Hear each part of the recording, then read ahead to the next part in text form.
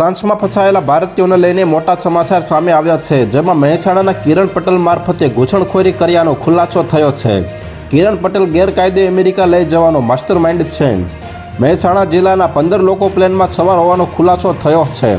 કડી, જોરગણ, લાગણજ, આખજ અને છાલડી ગામના લોકો છે, જેમાં ફ્રાન્સમાં પ્લેન અટકાવ્યા બાદ કબૂતરબાજીનો મામલો સામે આવ્યો છે. માનવ તસ્કરીની આશંકાથી 4 દિવસ પહેલા ફ્રાન્સમાં રોકાયેલું ચાર્ટર પ્લેન આખરે મંગળવારે સવારે મુંબઈ એરપોર્ટ પર લેન્ડ થયું હતું. એક અધિકારીએ જણાવ્યું હતું કે વિમાન 273 મુસાફરો સાથે ભારત પહોંચ્યું હતું, જેમાંથી મોટાભાગના ભારતીયો છે. એરક્રાફ્ટ એરબેઝ A334 ફ્રાન્સમાં વેલ્ટી એરપોર્ટ પરથી બપોરે 2:30 વાગ્યે ઉડાન ભરી હતી અને મંગળવારે સવારે લગભગ 4 વાગ્યે મુંબઈમાં લેન્ડ થયું હતું.